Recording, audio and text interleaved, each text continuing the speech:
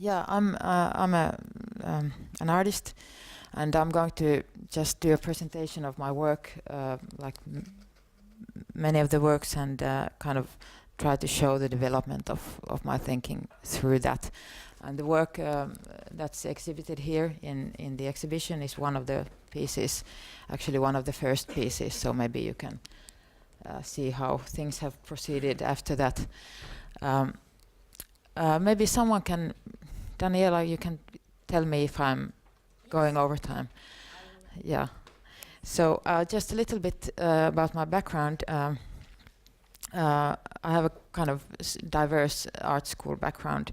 First, I studied lighting design in Helsinki Theatre Academy, and then visual arts in the Fine Arts Academy. And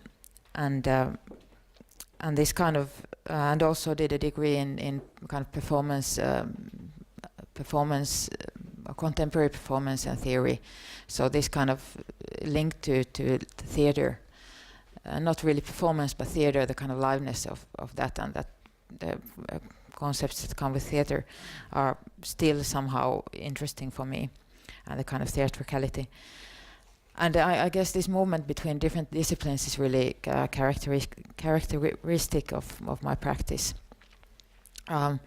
So I'm first just giving an overview of my artistic practice, and then talk more about the collaboration with environmental researchers and my upcoming projects related to that. And just to say a little bit beforehand, although I work with new media and scientific technologies mainly, I don't consider science or technology being really like the subject of my work. And in that sense, I kind of consider myself to be sort of an old-fashioned artist who deals with contents that are related to fundamental existential experiences, such as time or memory or death.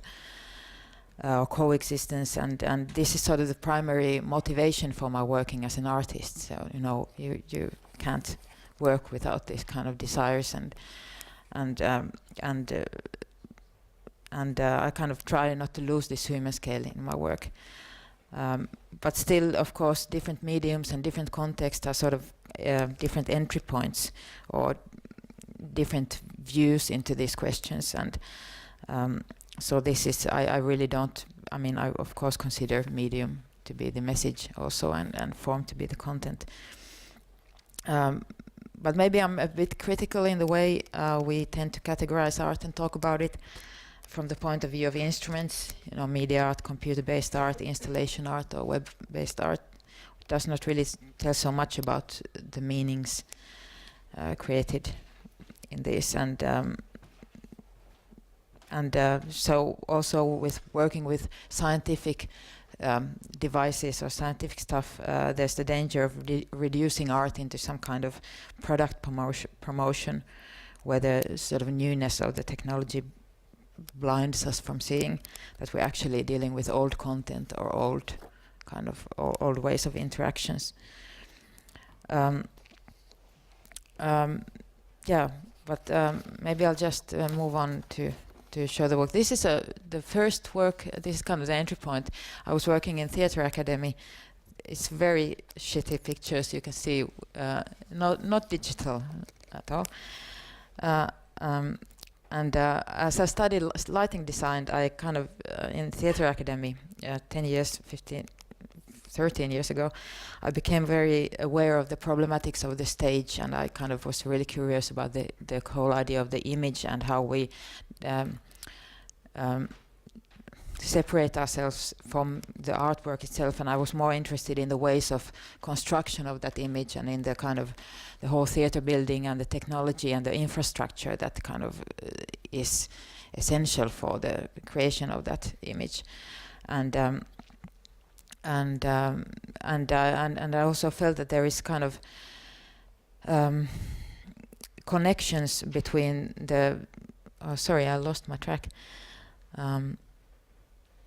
Yeah, so I was always more interested in the kind of three-dimensional space and the relations of my body with the space and the movements around that, and I started to see connections between. I started to think about this, and I started to see connections between the development of stage design and the kind of philosophical Cartesian models of knowledge and scientific representations, and the kind of trials to make a simulation, one-to-one simulation of the world, a virtual reality, and a kind of replica of the world, and I made some performances that dealt with this problematic. This is just a brief example. This is the first, very simple when you now look at it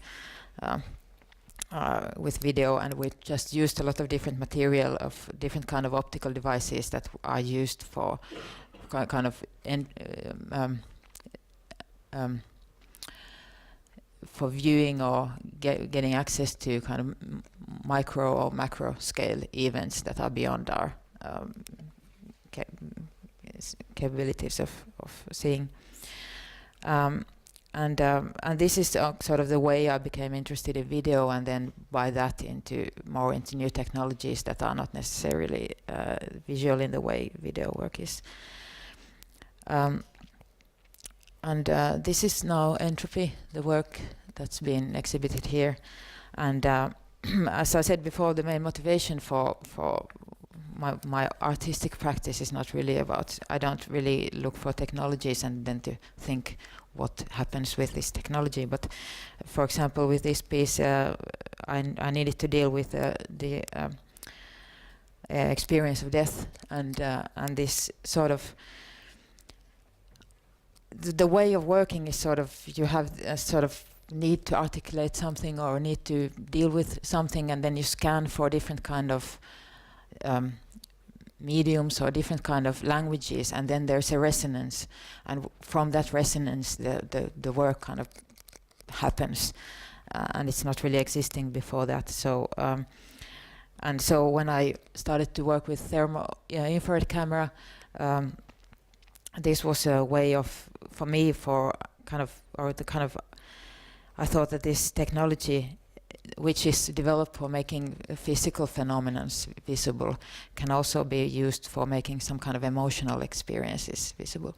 And this is so, it's simply a image of a horse that has just died, and then in the video you can see how its corpse slowly cools down, and it's a life-size projection. Here you can see just some stills, and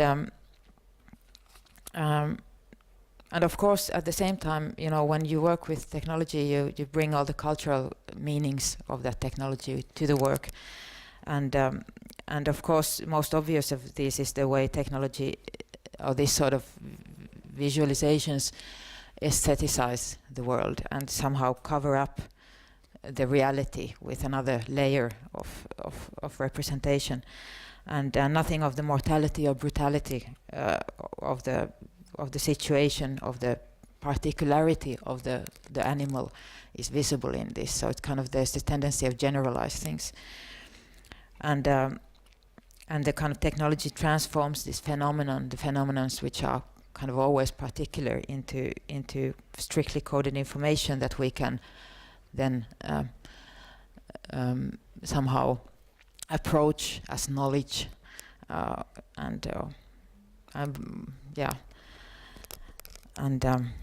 Bruno Latour talks about this process of mathematization, that you kind of in science, that you sort of bring phenomena into the world of mathematics, of this generality, and then you can deal with them in the system of inside the system of science, inside the system of knowledge. And the other quality I noticed was, of course, exactly the tendency to render all personal or particular elements away, and to see this as a kind of impersonal process that is just happening as life form. And in a way, it's no consequence that this kind of technologies are used also to in military use, where the world is really seen as a target. So I think all these kind of connotations are or come to the work because of the technology. And I guess this kind of subtext can be seen in most camera technologies, and especially also in scientific technologies, where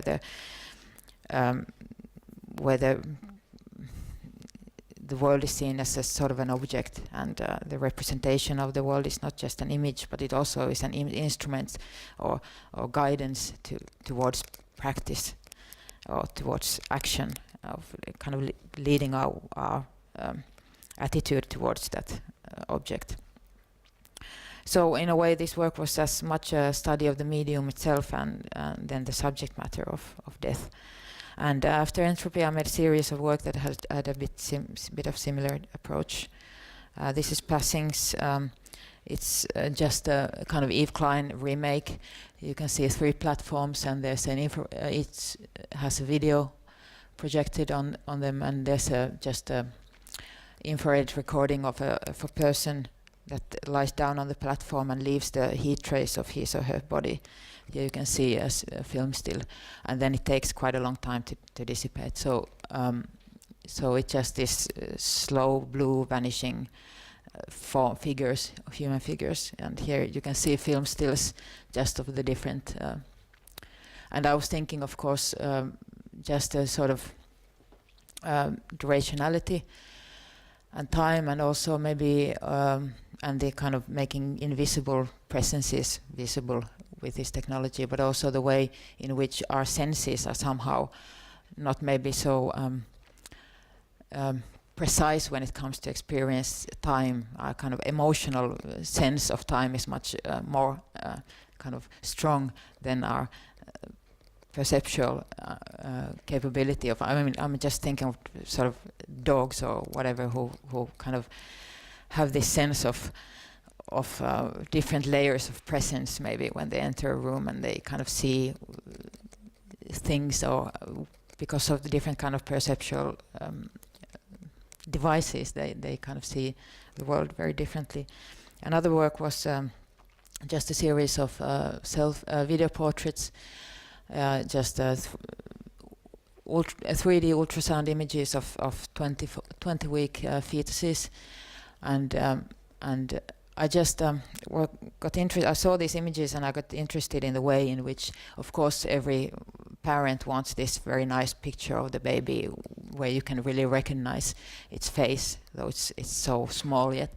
But when I looked at the material, I saw that the movements of the baby somehow transformed this image into this monstrous death mask sort of imagery, and I just took those parts and slowed it down really slow, so it's like a human lava lamp where you can see this really beautiful baby face, and then it kind of transforms into this this monster or this unknown. And I kind of thought that this mistake or this failure of the technology is something that is linked to the way in which we try to get, by different kind of technologies, we try to get a better, more accurate understanding of this kind of processes of birth or death, or but in some way they always escape our understanding, because the realm between subjectivity and objectivity is something that we kind of cannot get past, or we cannot really understand it. We can know it by in a rational way, but as we always are subjectivities, we can't really understand what's happening here. And so I think these kind of failures of the technology are sort of interesting, and they reveal something maybe. And then this is another work very similar to entropy, but I just wanted to somehow make the process of the kind of slowness of this transformation from a live animal, or kind of someone who has an inside or has his own world still, and that transforms into just cold matter. But after doing entropy, which is a 9-hour recording that has been edited to 25-minute loop, I wanted to have the duration as long as it takes, because it's really like this kind of slow processes that you cannot. Dramatic fundamental changes happen, but you cannot really point out where it does happen. And so here you can see just a regular video camera recording on the other side, and then the infrared recording, and it's like 5 hours long video. Here you can see still, so nothing happens. It's the same time going, and nothing really happens, but in the other image you can see how something is fading from the corpse.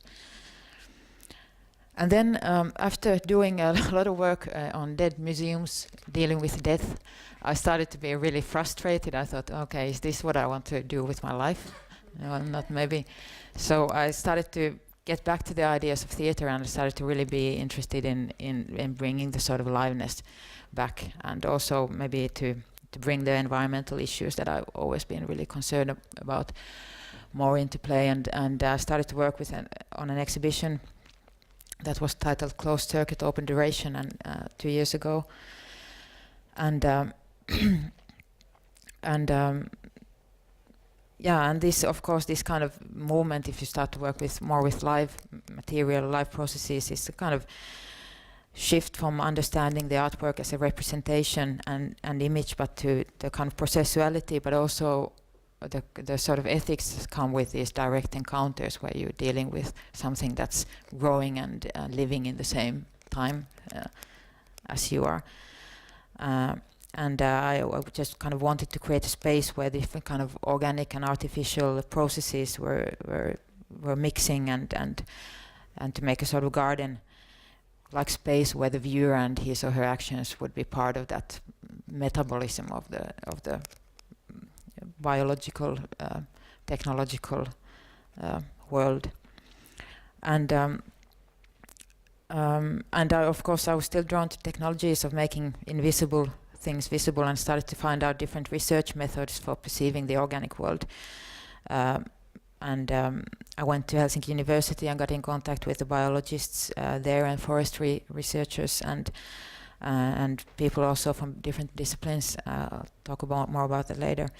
And it's like scanning the field of environmental research and grasping the kind of methods that I think that that could articulate something that is like beyond just representing, or beyond just presenting what's happening in science today.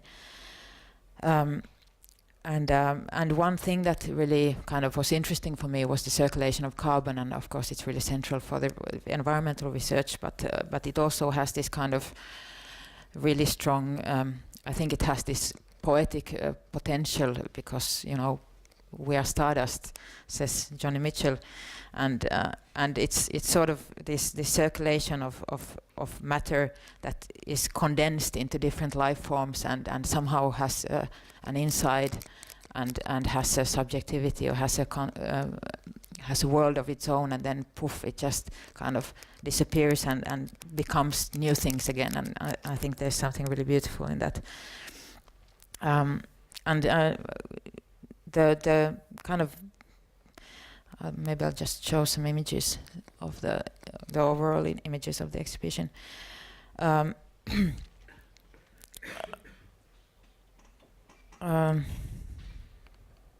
Yeah, but so the way it was really not about having technology and then thinking of how to use it, but also well, yeah, I said actually this before, that it's kind of the resonance between their own experience and then the technology that sort of create the work. And then we had a sort of large group of people working with this exhibition. There was programmers, besides the environmental researchers that I was dealing with, working with programmers and electricians and all sort of people doing CO2 sensor-based works and so on. Maybe I'll just go to the works now. Yeah, this is my non-human companion.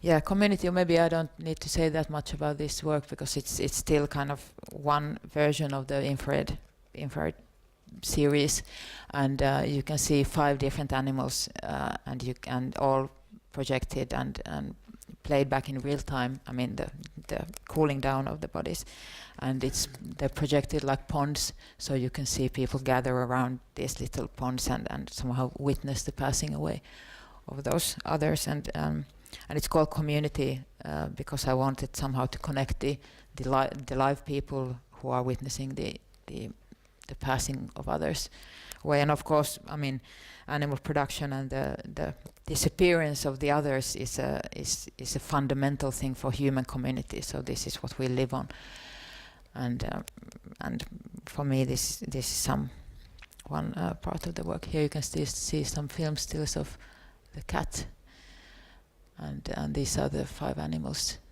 that were there. Then dialogue is a sort of interactive installation where you can talk with trees. There is a platform, and live trees are growing through that, and you can sit on a bench, and then there's this sort of microphone, and you can talk to that or whistle or sing or anything, and then in a short while the trees will answer you back. And this is realized through the kind of, I wanted to make this kind of chain of or circuit of different kind of ways of different kind of signals. So you have analog and digital and organic and kind of different kind of communication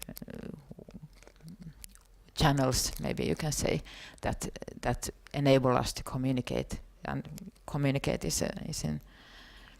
But this is a sort of an adaptation of a method they used in forestry research for carbon, for photosynthesis and carbon circulation.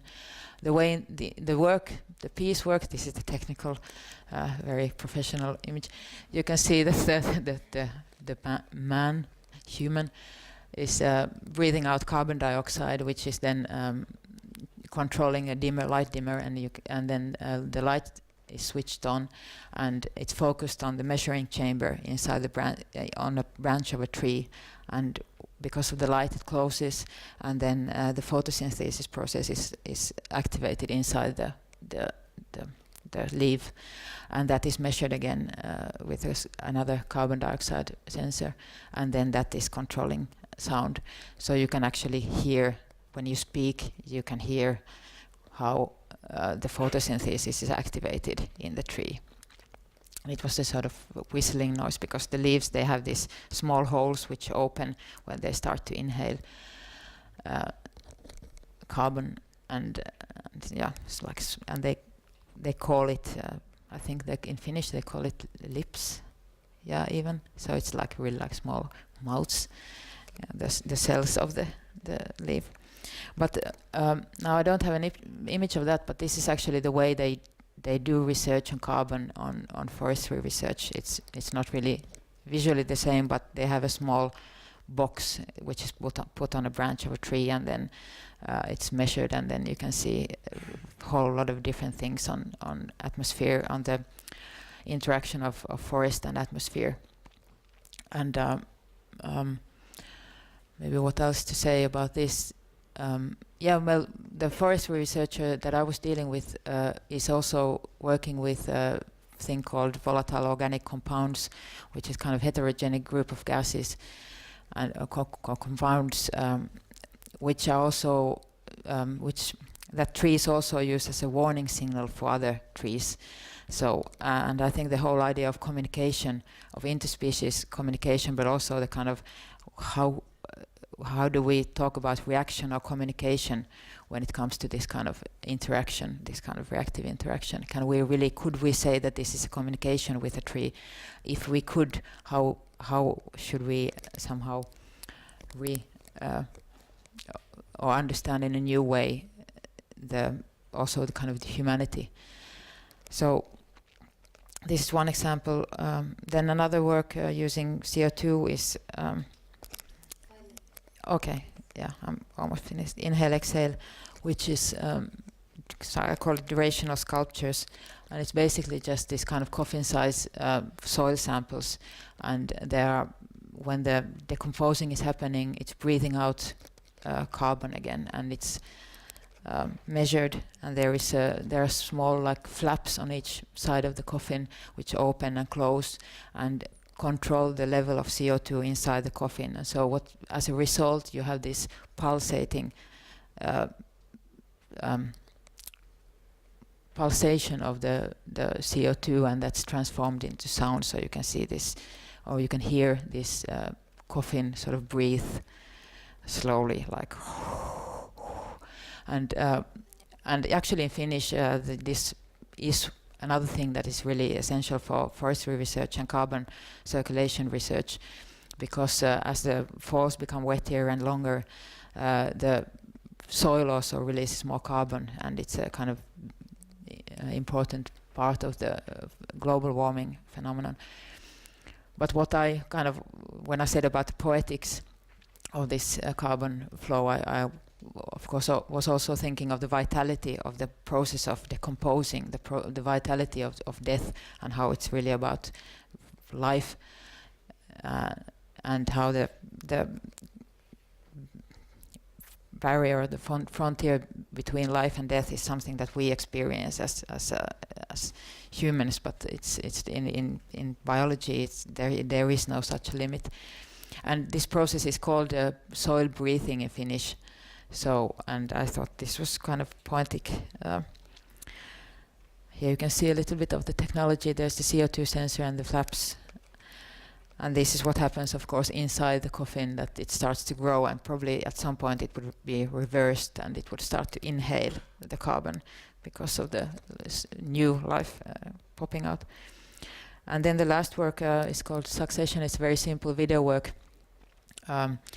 The moon-shaped video, which is basically just a cultivation of the bacteria of my face. So I pressed it like this size cultivation, and I pressed my face on that and recorded for 9 days what happens and how the colonies of bacteria start to emerge. And well, here you can see a better still image. And of course, this is interesting because of the way in which we are not individuals, we are communities. And the Human Microbiome Project is really something that's, after the Human Genome Project, is really become the central interest of sciences.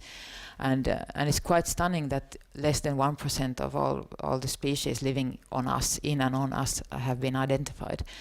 Which, I mean, there are billions of species that are completely unknown, so it's a completely unknown territory. And also the interaction between us and the kind of host organism and the population is not known. So how much our thinking is independent of this population is a complete mystery. And then, of course, this population is something that is not. Some are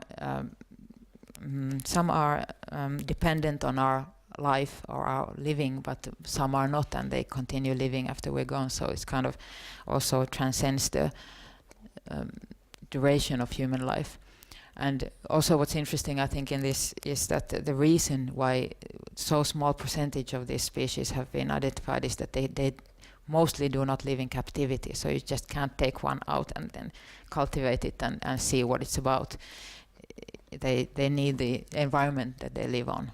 They need us, and there are different crazy ways of trying to identify these different species, and so this was one thing that was. And still, I mean, though we are communities and we are in constant interaction with other species in many different ways, like in a very physical, biological sense, our law and our kind of understanding of our kind of ethics is so much based on, it's so human-centered and so based on ideas and autonomy and independency and individuality. And so I think this kind of approach needs really to be radically questioned if we want to address, for example, the questions that come with environmental crisis.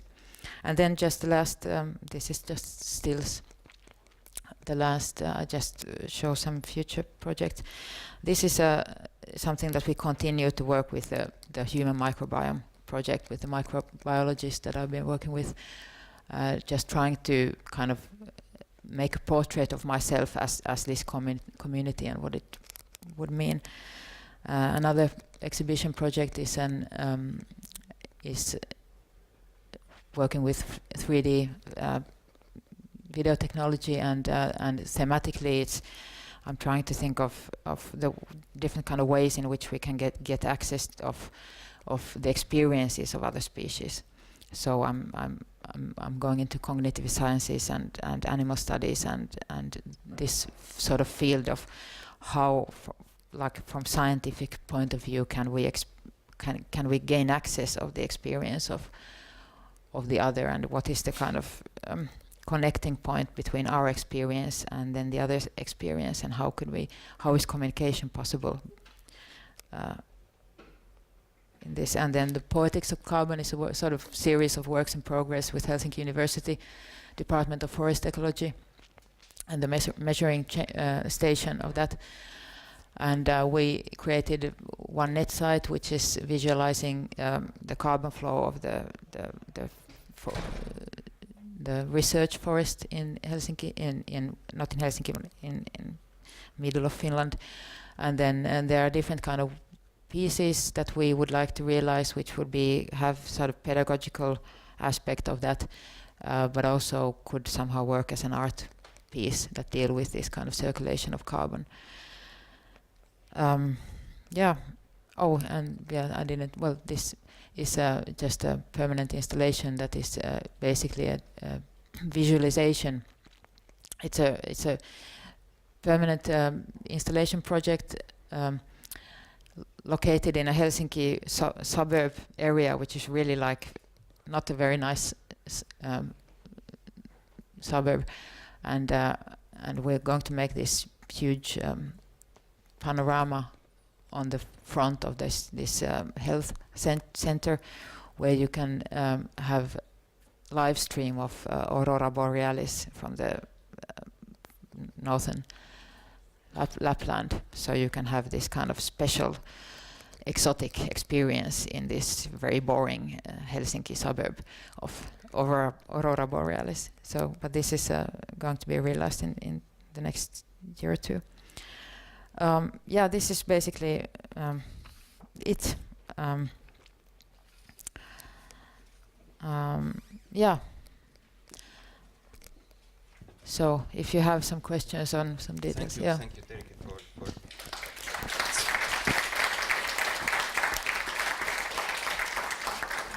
the last thing what you were talking about the basically, how to say, like the species which are living with us or maybe even part of us is quite fascinating.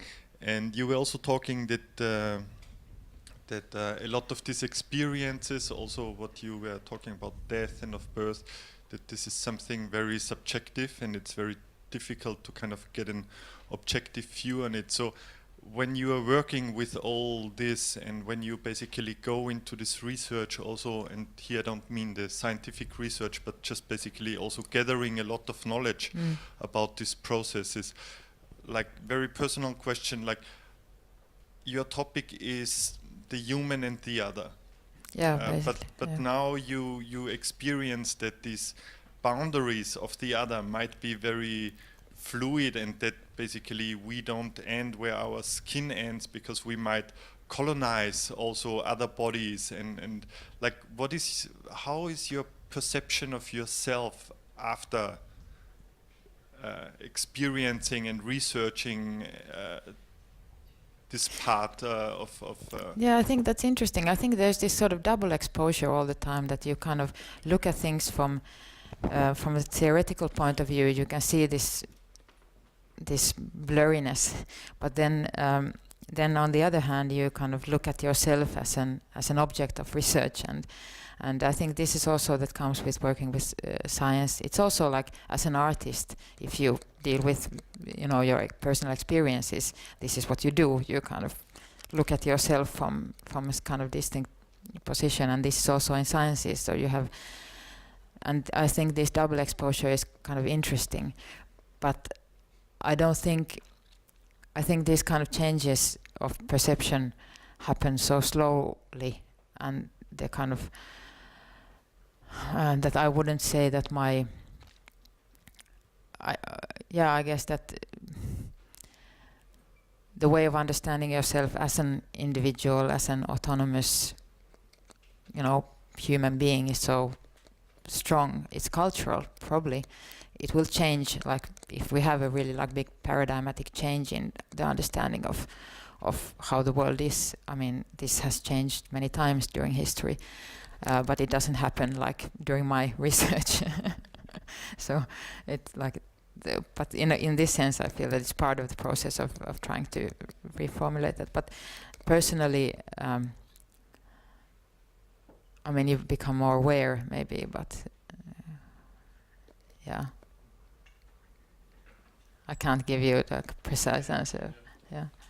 I find it interesting to see how your work has evolved from investigating the world through technological apparatus to become more scientific, advanced. I'd like you to talk a little bit about how you encountered the science world. I mean, when you obviously have collaborated with scientists, how did you find that? I mean, how did you have to change or gain knowledge of the scientific world, and how has that affected your artistic work later? Well, I think it was the kind of interesting thing was that, of course, I'm familiar with the philosophy of science and the kind of abstractions that come and the ideals of science. And then when you meet a scientist, I feel it's very much like an artist working, trying to solve a problem and trying to get some. It's very practical in a sense and very particular, and then of course there are different goals of, I mean, the generalization of knowledge is one thing, of course, which is something that I as an artist don't look for at all, and maybe the focus of, but for example, what was interesting for me, I had this this kind of idea that the scientists are not kind of aware of how technologies construct the knowledge that they produce, and the people that I've been working with are like painfully aware of how much influence that has, and they kind of deal with that technology that they have, and that the knowledge is kind of bound to that technology, and that's it. So the kind of the abstract ideals of the philosophy of science are kind of, it's like art and the practice of art and science are here, and then there are the philosophy of science is somewhere like far more distant from like art, so this boundary is not so. But maybe personally I kind of feel the danger of slipping into this impersonal approach, that where you kind of start to look for more of the kind of new. What I've been interested in now is that there is the danger of just looking for new innovations and going for this commercial knowledge production, commercial production, which also science is about, and not kind of understanding the infrastructure, the economical and social structures that are sort of behind the making of science and also the making of art. So this is something that I would really like to kind of have more or open that way more in the work, maybe. Yeah. Thank you. Something that strikes me as something quite poetic about your work, and that I enjoy quite a lot, is got summed up by something very small that you said. You said you had the need to deal with something at some point, and therefore you made the work. And I was lucky enough, privileged to hear a little bit more about that reason why you made the piece that's on show here. But I think there's something quite particular about you obviously finding a need to explore something, and therefore then finding a solution to it. And has there ever been a point in your production process as an artist where there isn't necessarily the need, but actually more kind of the longing for a solution? Yeah, I see them as two different things, where you as an artist needing to take certain decisions, entering into maybe the art market, as was mentioned earlier, or kind of finding yourself being in a position where you want to make a statement rather than a need to respond to something that's in you, or on you, or with you. Yeah. I just find this is kind of an interesting area that I picked up in one or two moments of your work, but I'd love to hear your take on that. Yeah, well, it's a good question. I mean, I'm actually well, as I said, this is a kind of traditional approach as an artist to have this need or have this kind of personal experience or something that is for you as a human being. Just that the only way you can deal with things is by doing art or by the language or through the language of art. But then, and in that sense, the work is not about process. It's not process-based. And in that sense also it's different from scientific inquiry. Though of course in scientific inquiry you usually have presumption or oletus. Yeah, and you kind of try to look for certain kind of answers. But in my work I don't start from something and then it's not process-based in that sense. But to answer that question particularly, I become completely frustrated in the white cube situation and of the autonomy of the artist as a political being. I mean, I've completely lost my faith in. I mean, of course, I have a lot of faith in art, and I have a lot of faith in that in a way, it's a sort of ontology that we try to look for new kind of ways of understanding what being is. I mean, art is a lot about that, and then we're dealing with the language of art, like philosophy is dealing with the language of thinking and of language. But then the kind of straightforward political now thing, and I really don't think that can happen inside science laboratories or inside art projects that are shown in galleries and that are then dealing with this kind of problematic. So, I mean, so I'm really, after these things are done, I'm hoping to get into like activism again. And then that hopefully will happen. But then it's not an urge to express something of your own self, but it's a kind of need for involvement, more direct involvement. Yeah. How important are the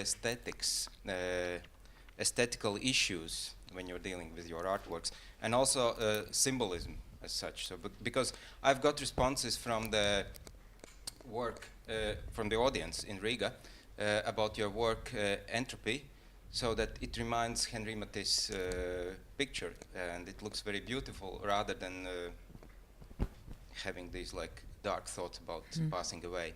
As well as when you have your portrait in the shape of moon, so with the bacteria, so the moon is a symbol of female in many cultures. So how important those issues are to you? Yeah, they actually are really important. I think. I think all these references to art history are something that are important, because this is the way of just dealing with the changes of art and the languages of art, and how new mediums slowly change the content of certain images, and how there is this movement between history and now. But I guess also this kind of what I think of as poetic or beauty or whatever, I think this is the kind of entry points for the viewer, for me, to get kind of immediate impact, and then there's these layers. Also, this is important because many of the works you really don't get anything out unless unless someone tells you this is dead horse now and So you need to have some kind of straightforward experience like that comes before the knowledge, and I think this is important in the sense. But of course there is this danger of over aestheticizing things, but I think there are a lot of meanings in this kind of I mean, beauty is not insignificant when it comes to meanings. It's there's a lot of meanings in that. Yeah. Thank you very much. Thank you.